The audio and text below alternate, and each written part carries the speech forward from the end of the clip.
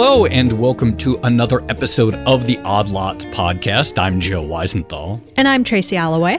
Tracy, one of the things we talk about and the themes we come back to quite a lot is just this idea of U.S. government, really all government, but I guess sort of U.S.-centric government intervention, active role in the economy, which is something that I would say is characterized a lot of early Biden policymaking so far. Yes, and a perhaps unappreciated role at certain times. So we talked a lot about the history of Silicon Valley, yes, and how there was a lot of U.S. government money that actually flowed into both that place and that industry, and that had a massive impact. And now fast forward to, the post-pandemic era, and it feels like we're seeing a bit of a resurgence. Yeah, that's a good thing that you remind that reminder. It feels like, the U.S. political appetite for public investment, public direction of money and capital into certain industries, it ebbs and flows. Sometimes that's really out of favor, or that's seen as anti-capitalism or something like that. And clearly, at least the last few years, it's been sort of back in favor, or at least, maybe even a little bit under Trump, but certainly under Biden in a very significant way, both with the CHIPS Act and, of course, the Inflation Reduction Act of serious public investment, and the infrastructure bill, public investment into different industries. Right. I think we spoke about this with Ezra Klein, the new sort of supply side liberalism, this idea that the pandemic really exposed a lot of fault lines in the economy and also in supply chains. And now there's a lot of attention focused on actually fixing those. And I'm glad you mentioned one of the preeminent sort of set pieces of this particular type of policy, which is, of course, the CHIPS Act. So the big CHIPS Act, other than the Infrastructure Act, the CHIPS Act is the kind of, I guess, the shining symbol of this new direction. Well, you mentioned supply chains, and we did a lot of episodes on broken chip supply chains. So this brings it together. But here's the other thing that I think is key, which is that if there's going to be momentum on this front, if active public investment into industry is going to be something that's sustained and not just a 2-year, a couple bills passed, there's a big question, is it being done well? Are people happy with the results? And I presume if people are happy with the results and people see change, then maybe there's more momentum. And if people are this is what happens every time the government gets involved in some industry and it's red tape and cost overruns and wasted taxpayer money and so forth, then that really sort of kneecaps any momentum. Yeah, and it feels like the stakes are quite high for this particular program, the CHIPS Act, because it is, symbolic in many ways. First of all, there is always I would say, a almost knee-jerk suspicion of government spending from, certain parts of America. But then secondly, this particular bill, I believe it did come with some new sort of conditions attached to it, requirements that companies receiving government funding have sufficient childcare, things like that. And that has garnered additional scrutiny recently. So there are lots of questions over exactly how this is being implemented and how we'll measure its success. You mentioned scrutiny. I think some of it's from our own colleagues at the Bloomberg opinion side. There was a headline 8 days ago, $52 billion chip-making plan is racing towards failure. That was the opinion side of the House. That's not our opinion. Nonetheless, this is the question. So let's have this question. Where are we? This bill was passed last August. We're already seeing a lot of activity in the wake, but how's it actually going? I'm very excited about our guests. We're going to be speaking with Mike Schmidt, Director of the CHIPS Program Office, as well as Todd Fisher, Chief Investment Officer of the CHIPS Program Office. I didn't even know CIOs were a role within government, so that's interesting. Anyway, Mike and Todd, thank you so much for coming on Odd Lots. Thank you. Thank you, Joe. Thank you, Tracy, for having us. Really, I'm a big fan of the podcast, so very excited to be on. This is Mike Schmidt. I'm the Director of the Program Office, and Todd is our Chief Investment Officer. And we're, excited to be here to talk chips. Fortunately, your listeners won't need us to explain how critical chips are, given all the episodes you've already done on it.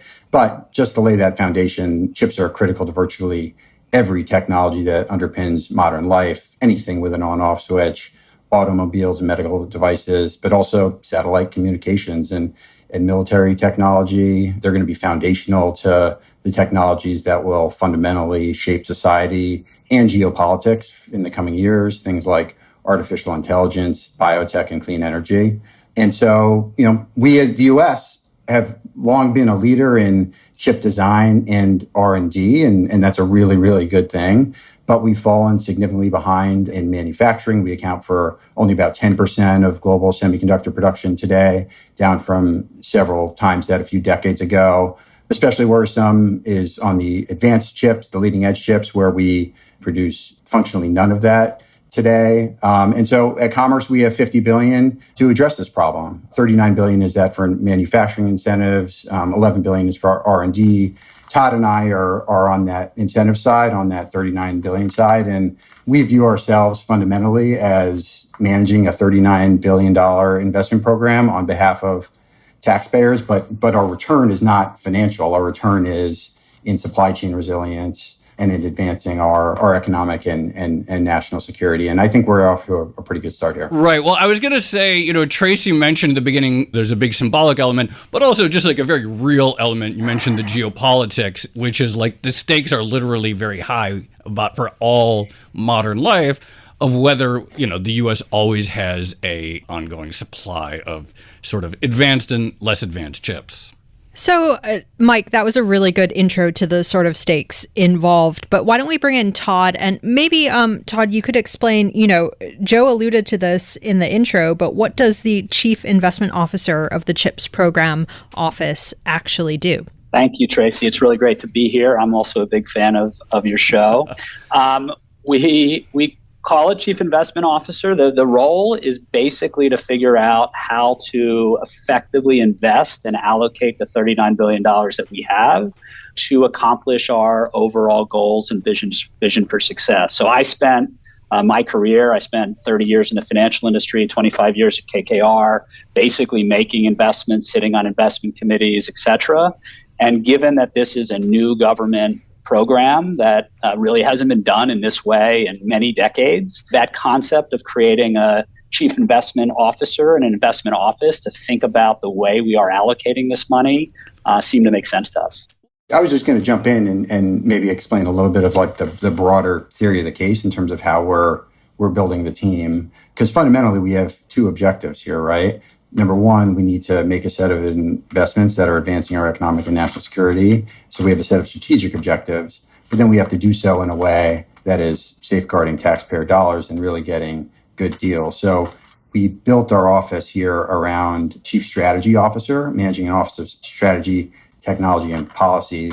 That's Morgan Dwyer. She comes from the senior leadership of the Defense Department and the Office of Science, Technology, Policy. And then Todd, bringing his considerable financial, commercial expertise as the investment office, gives us a way of kind of like mediating a conversation and coming up with an overall approach that is gonna advance both the taxpayer protection side of the equation, but also the kind of strategic and economic. Well, let me ask, and with a sort of traditional investment CIO, like it's fairly easy to measure, did they do a good job or not? Because you can look at returns, maybe you can look at volatility and a few things. It's like, oh, this investor made money, or they at least avoided losing money, et cetera. Obviously, as you mentioned, Mike and Todd, both of you, it's different with public money because the goal is to foster an industry and the goal is to build something that creates sort of positive externalities. But still, I wonder, are there hard benchmarks that we can look at in terms of, was taxpayer money well spent? Are there hard benchmarks in terms of how much chip production is happening in the United States today versus 2028 versus 2033 that we could say, if we don't hit these levels, it was unsuccessful, or if we do hit these levels, that's a success? What can the public look at to know whether it's working or not? We spend a lot of time thinking about this. We fundamentally believe that we've been entrusted with a very large sum of taxpayer money, and it's a public investment in private industry without recent precedent in terms of its scale and its strategic significance. And so we think we kind of owe it to the public and a broad range of stakeholders, industry and applicants, foreign governments, Congress, to explain what we're trying to get with their money. And we put out, after a lot of analysis, what we call our Vision for Success document. And that lays out what we want the future to look like after we've invested these funds in 2030 and beyond. And so we say in leading edge logic, we want to have at least 2 large-scale leading-edge logic manufacturing clusters. We talk about the importance of advanced packaging, which is absolutely critical, both from a supply chain resiliency standpoint, but also from a technology leadership standpoint. We talk about memory, we talk about current generation and mature. So really across these segments, we have tried to put some kind of North Stars out there that we're going to tie ourselves to. The measure I think about a lot, Joe, beyond all of those specifics, is whether we can create self-sustaining dynamics going forward. So can we be in a position where, in the coming years, based on the investments we've made, based on the scale and the ecosystems we've been able to create, do the major chip manufacturers view investing in the United States as core to their business model? And if we're able to do that, then I think we will be on a really solid trajectory with respect to our economic and national security objectives going forward. Todd, do you want to add to that at all? Yeah, I would say, in 10 years, when we look back, we want to really see this act in this period of time as an inflection point. Mike's already said that over the last 30 years, we've seen the percentage of manufacturing of chips happening in this country go from 37% to 10%. We need to turn that around. And so the success will be to see that number, instead of continuing to go down, to start to go up. And then in the very specific areas that we've already laid out, meaning leading edge logic, where we now today produce 0% of the world's chips in leading edge, we've said very clearly we want to see 2 self-sustaining ecosystems at a minimum. And we have no real advanced packaging in this country either. We want to see quite robust aspects there. And we want to start to see cost competitive memory plants being done in this country. And we want to see all the pieces of the ecosystem, including suppliers, come together around those goals. And so that's how we're thinking about measuring ourselves.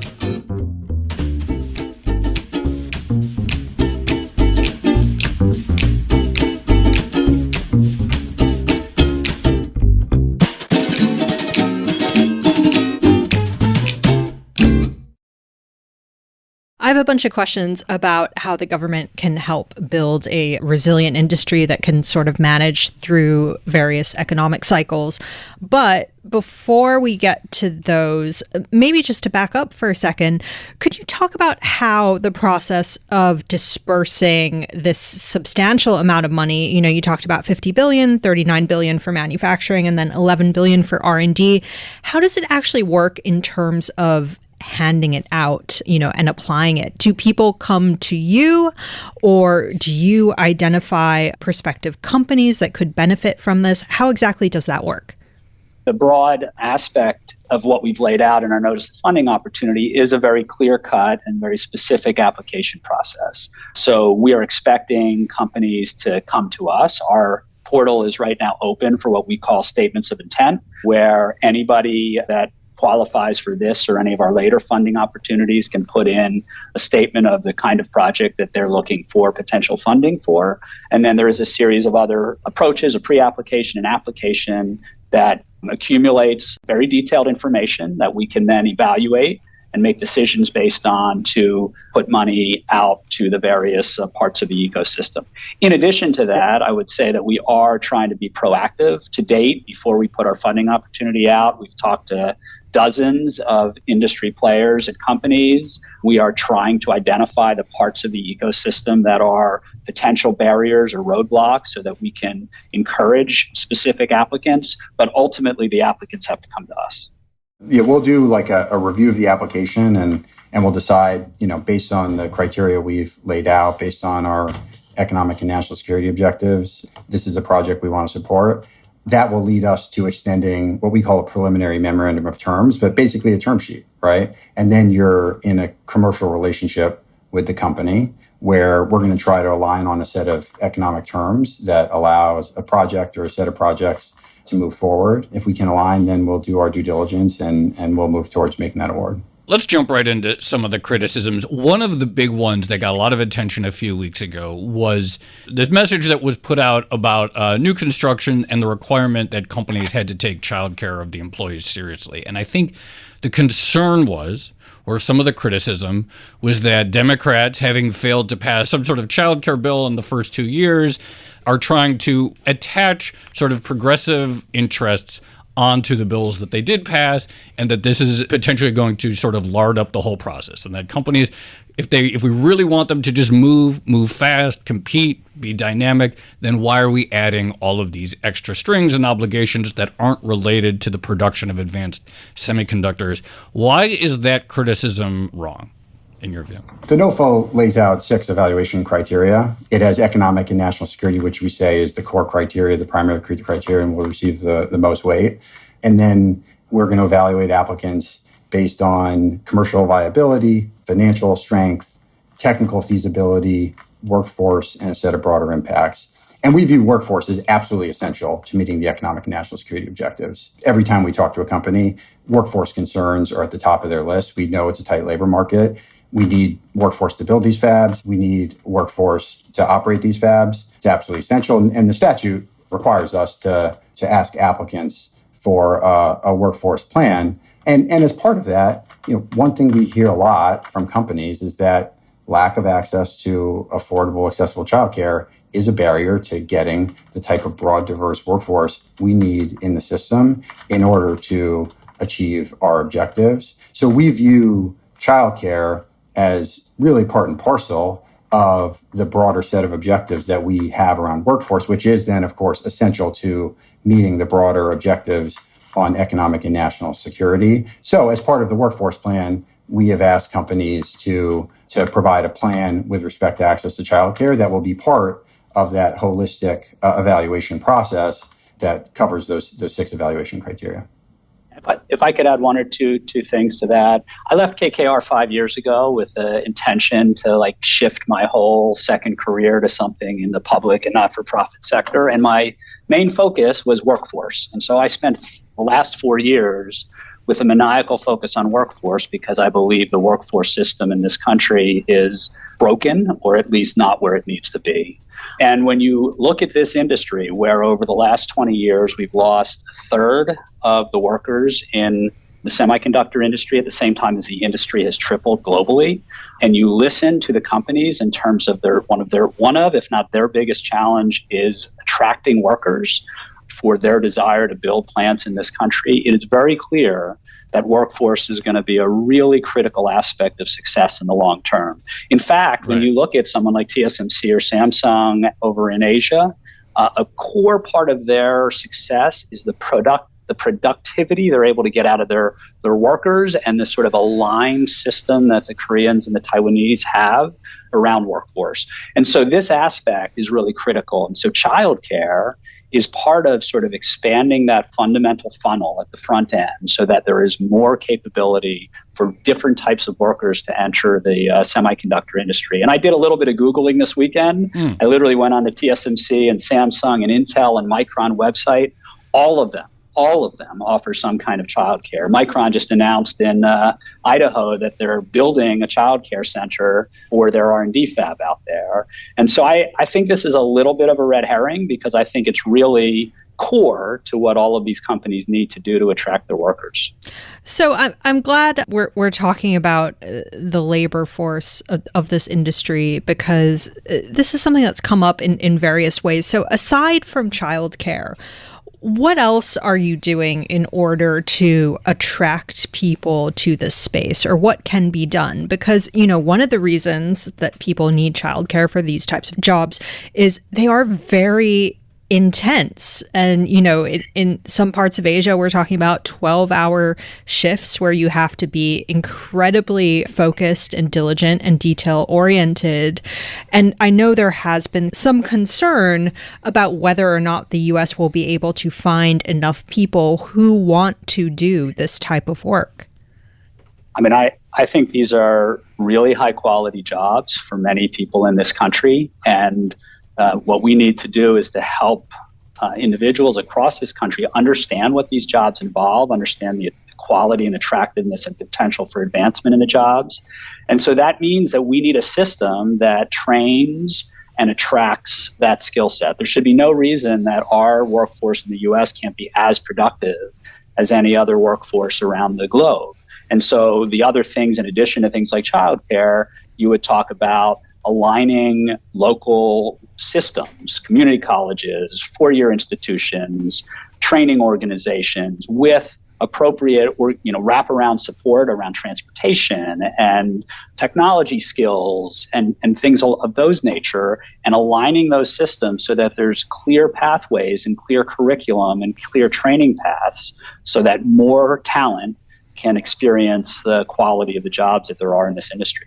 The other thing I would just say is on the kind of engineering side of things, this is just a personal view, but I think we as a country would be really better off if more engineers were interested in working on semiconductors, as opposed to, say, software. And I think all of us can, play a role in trying to shape that narrative. I mean, semiconductors, it is really like the peak of human innovative capacity.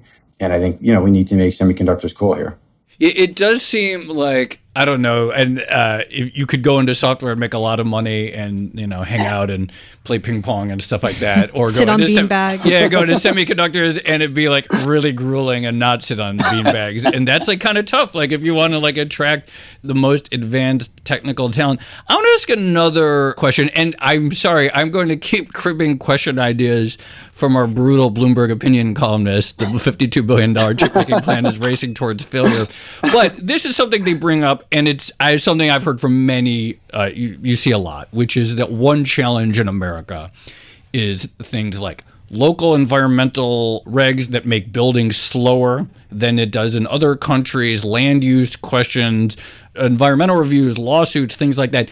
Just so far in the 8 months since this bill was passed, what are you seeing on the ground specifically in terms of the challenges that potentially new fabs have in dealing with the local laws that govern the ability to build anything? It's a great question. I think it is a reality of our American system, the federal system, that we have kind of overlapping expectations or requirements on the kind of permitting and environmental review side, including both federal and state and local. We are building a team here that is focused exclusively on those issues, right? And our job is not to admire the problem, but to kind of jump in and try to solve it. And I think with the right capacity on our side, as well as the right capacity being brought to bear from our applicants, it's just a lot of blocking and tackling.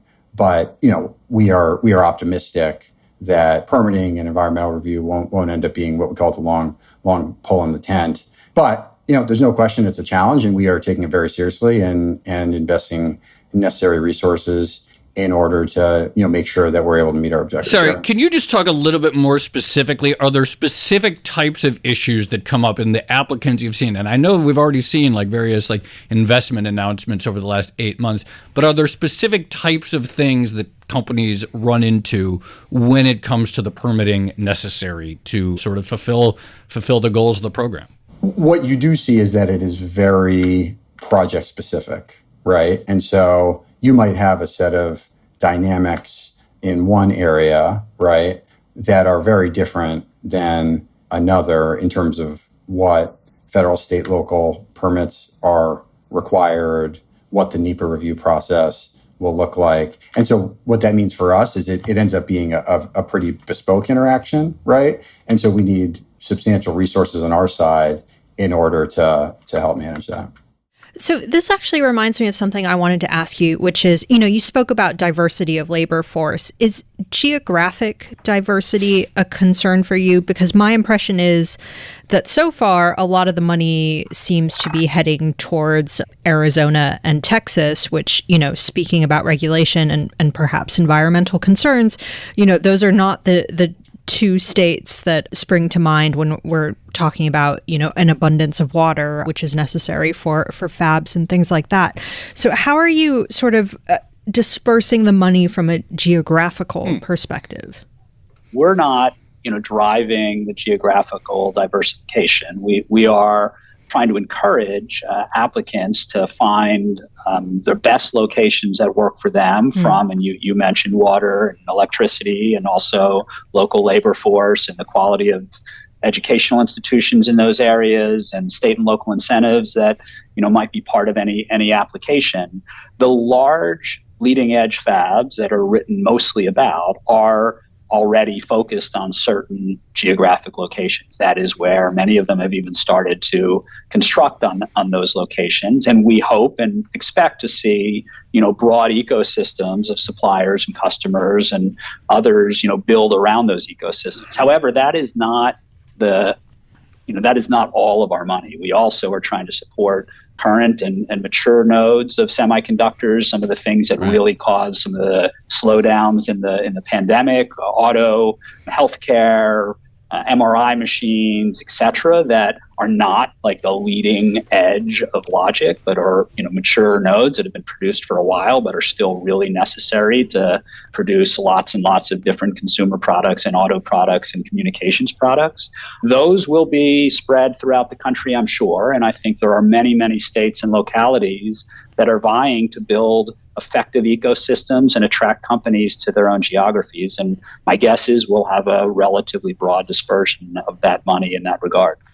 Oh, so this actually leads very nicely into another thing that I wanted to ask, which is, I know you mentioned placing an emphasis on leading edge tech in the beginning, but one of the things that we learned from the past couple of years was that, a lot of the, pressure points that emerged in various supply chains, and you just mentioned the car industry, for instance, that had to do with pretty basic chips that were no longer coming from traditional sources like Asia.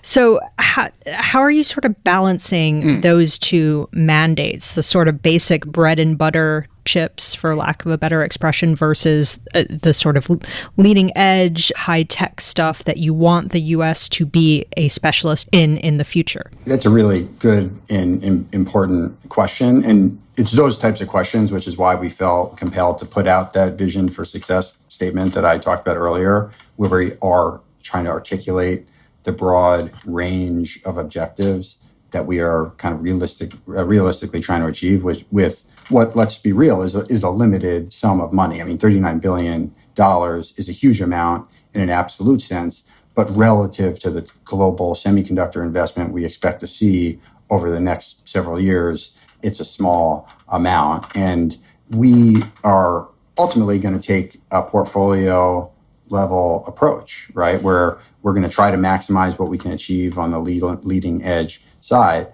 but also we hope to see really strong applicants on the current generation and mature side that are meaningfully contributing to supply chain resiliency and meaningfully providing that kind of resilience to critical industries like critical infrastructure, like auto, like the defense industrial base, obviously being a critically important factor there from a national security perspective.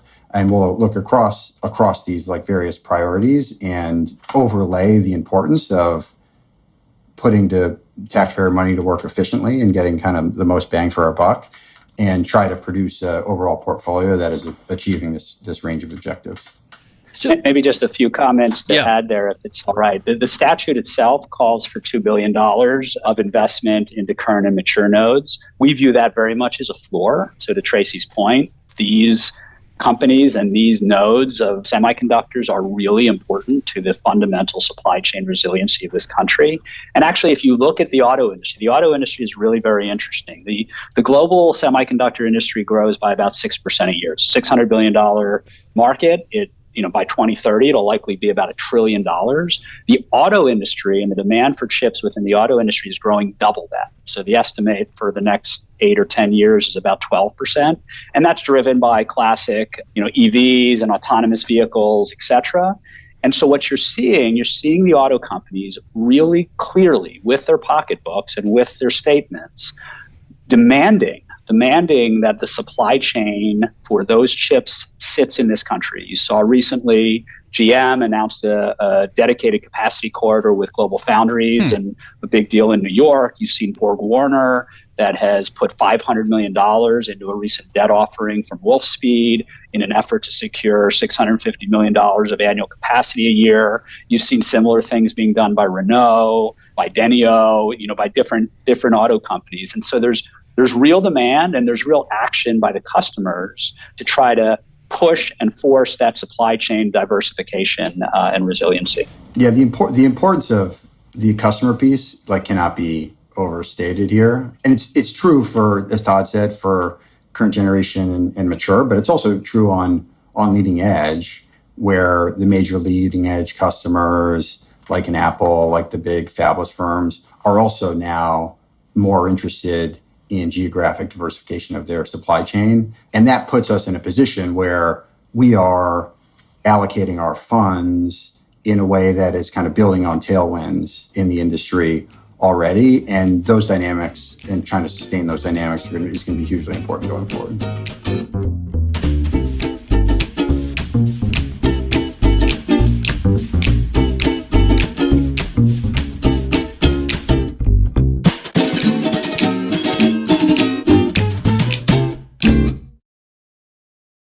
So I want to ask you a question, and I posed this to former NEC Chair Brian Deese when we had him on right before he left the job. But, when you think about prior periods of big public investment in tech, a key element was this sort of buyer of last resort, particularly the Defense Department. And so you mentioned the importance of the customer. And I get, of course, GM and some of these other car companies are thinking about geographic diversity, and it's understandable after the last few years. But, legacy nodes, legacy tech, it does seem like it's a very boom and bust cycle industry, and there's not always going to be a chip shortage, presumably. Are you worried about, right now there is a lot of demand and a lot of investment, but that in a few years, while you hope to have this sort of self-sustaining industry, that some of these fabs will not have an end buyer because there is no sort of sustained government buyer of last resort? And how do you sort of think about that risk of commodification, the bust cycle a few years down the road? I would answer that question yes and no. Okay. Yes, of course we focus a lot and will focus a lot at the fundamental analysis of each of these applications on the overall supply, demand, and long-term projections for those specific products and those specific nodes. And we're also going to be very focused, and the funding opportunity lays this out, on specific evidence of customer demand over time. And you've seen in this industry many customers who are willing to make forward commitments, 3-year forward commitments, et cetera. So we're really looking for that because we're very mindful that the supply and demand dynamics in these sort of micro parts of this industry are really critical. All that being said, and I know we're right now in a situation where we've seen in a very rapid fashion sort of the bust side of your boom and bust as the economy shifts. But when you look over long periods of time in this industry, there are massive secular trends that are tailwinds for this industry. It will always be somewhat cyclical. That's the nature of it. But Sure. Even if you go back decades, you can see within those cycles, the chart is up and to the right. And I think those fundamental drivers, which I mentioned a couple before, like EV, but also AI and cloud, and 5G and Internet of Things, all of those aspects are driving fundamental mid to high single digit growth in this in this industry secularly, which are really important. And so our job is to take advantage of that, to make sure more of that capacity gets built in this country, and to make sure we're also doing our job by taxpayers and making sure that we are really mindful of the way supply and demand dynamics evolve over time. And agree with all of that. And would just add one other dynamic, Joe, which is that we will be a part of the capital stack, right, as the federal government, and there's an investment tax credit, and there's going to be state and local incentives, right? But private investment is going to be driving this, right? And so fundamentally, when it comes to the kind of supply demand dynamics of any particular fab or any particular award, we're going to do our due diligence. As Todd said, we think that's core to our job. But we're going to be investing, in a sense, alongside private capital, who will also have a measure of confidence that, yes, there will be ups and downs, as there always are in this industry, but that the overall demand profile is going to lead to healthy and self-sustaining dynamics. On the topic of private investment, it does feel like the semiconductor industry is in some respects, in a weird place right now, because there is a lot of concern about demand potentially slowing down, about a potential glut of supply. And yet there is also simultaneously this recognition that long term, it feels like people are just going to want more and more chips. So I'm curious what you're hearing from applicants right now in terms of their appetite for investment. What are they telling you, and what are their major concerns at this point in time? What we've heard from companies is broadly what we've already talked about, which is long term. This industry is very clearly driven by some really strong secular drivers. There is no reason in the current sort of economic shift to doubt that. And so most companies are, looking forward with their capital investment and saying, over a X year, 5-10 year period, we still expect to spend the same amount of money that we anticipated before. That might take different shapes. We might invest a little less next year, particularly in certain parts of the industry that are much more cyclical, like memory. But broadly speaking, they don't see any changes to their overall capital investment over time. I want to ask a question about stock buybacks. Very controversial in almost any area, and people are always fighting about them. And the reason I'm curious about them is I've seen some comments from the White House or from the administration about, making sure the money doesn't go towards stock buybacks. And I kind of get that on some level. But on the other hand, if there's going to be a self-sustaining, sort of self-propagating industry in the United States that this initial investment of $52 billion is going to sustain, then presumably it's going to be because shareholders are going to want to see returns. And obviously all these companies are for-profit companies, and shareholders are going to want to see over time stock go up. And so I'm sort of curious, how you think maybe buybacks specifically or more broadly about the sort of tension. It's okay, you don't want this money to just go straight in the hands of shareholders. But on the other hand, there's not going to be an industry that booms in the United States unless people see that they're making a lot of money at it, because ultimately that's why people would invest in anything. And so I'm curious, how you think about the shareholder return element of making sure that the CHIPS Act does its job. To level set, to start, we want this industry to be hugely successful, right? We want the economic returns from these investments to propel additional investment going forward. That is hugely critical to our long-term success. So I fully agree with you there. There's a provision in the law that says the money we give companies can't be used for stock buybacks. That's kind of self-evident because they're supposed to use the money to build fabs. So there's not much of a trade-off there. We have also said that we will favor applications that want to make long-term investments in R&D and manufacturing capacity and production here in the United States, which we believe is absolutely critical to meeting those economic and national security objectives as well.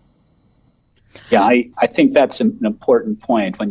There is no restriction on stock buybacks in our funding opportunity. Mm-hmm.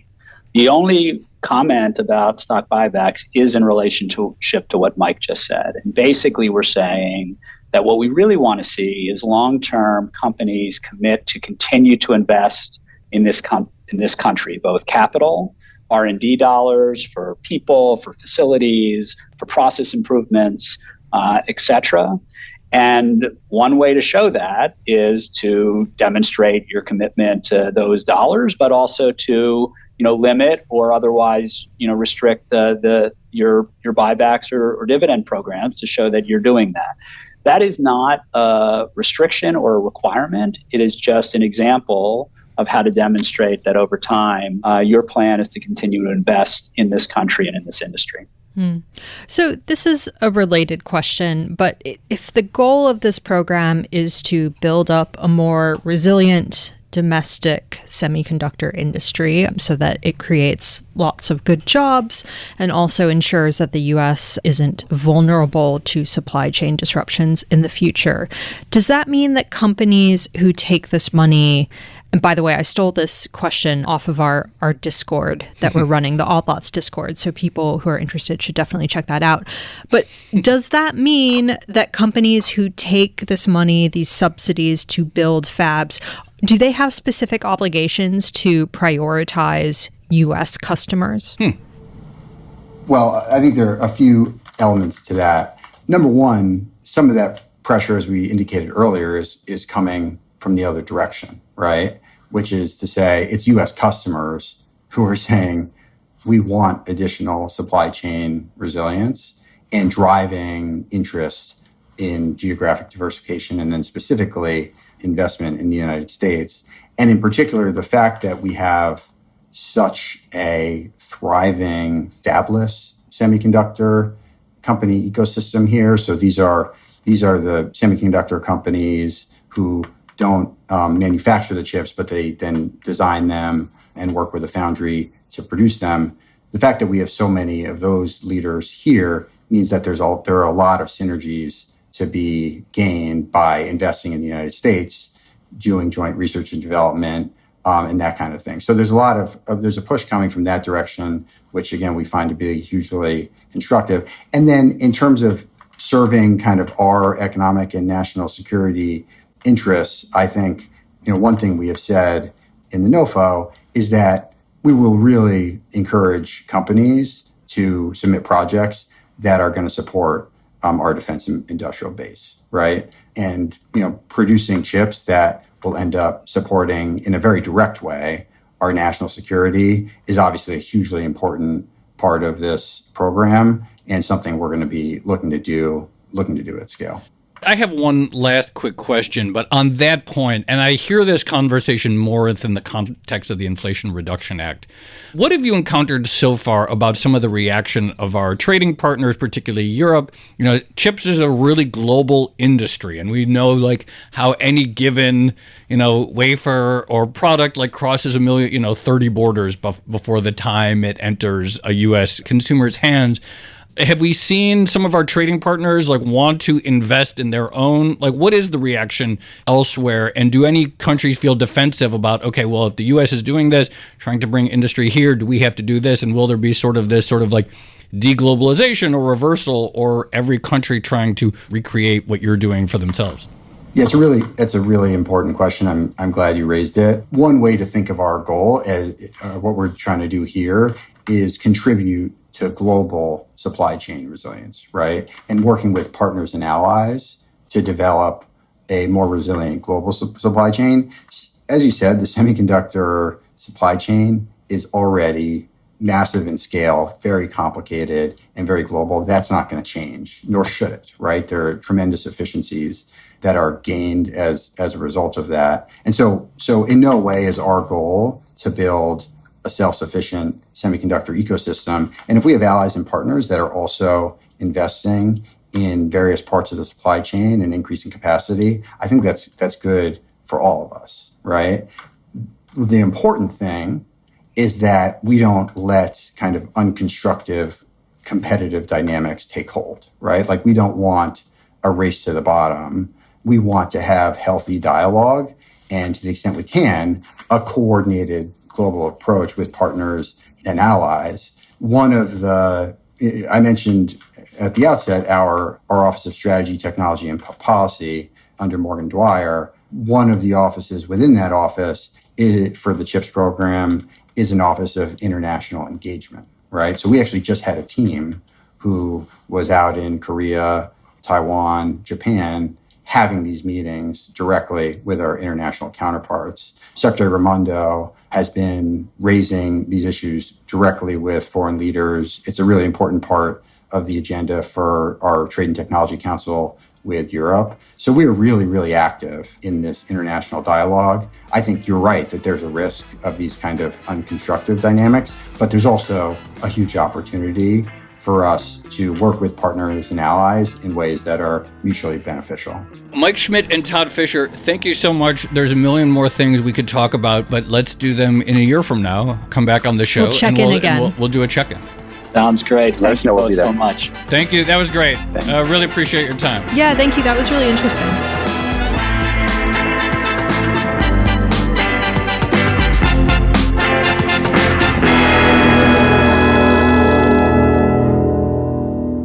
Tracy, I gotta say, this seems like it's gonna be really hard.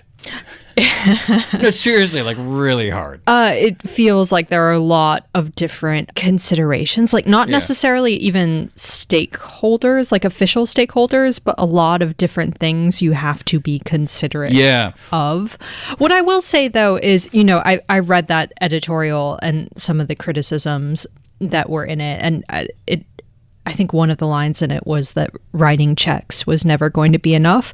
But frankly, I'm always kind of, surprised when we do manage to write a check of this size. And I think, $50 billion in total going into this area, clearly a sizable amount. And clearly there are some big questions over exactly how it's being dispersed. But that is still a huge sum. Yeah, so my takeaway is I thought that the two of them, Mike and Todd, they have clearly really thought about these things, including, say, there's a lot of flack about the childcare component.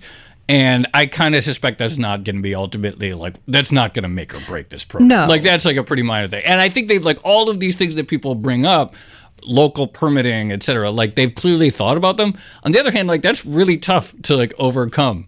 And these are going to be real challenges. So while my takeaway is that all of these concerns that people have are Mike and Todd and others within the administration and the Commerce are taking them very seriously. The question is whether taking them very seriously is enough to sort of overcome some of this inertia that we've seen from the long-term decline of domestic manufacturing. Yeah, that to me is the bigger issue. And I'm glad you asked that question about sort of managing through the cycles and the whole buyer of last resort idea. Because that's the point at which, if you keep flinging money at an industry that can't sort of stand on its own or has significant pro-cyclicality issues, that's when it becomes really problematic. And we're not going to have supply chain problems in cars forever, right? I take the point about how there are serious tailwinds, particularly with related to EVs and so forth.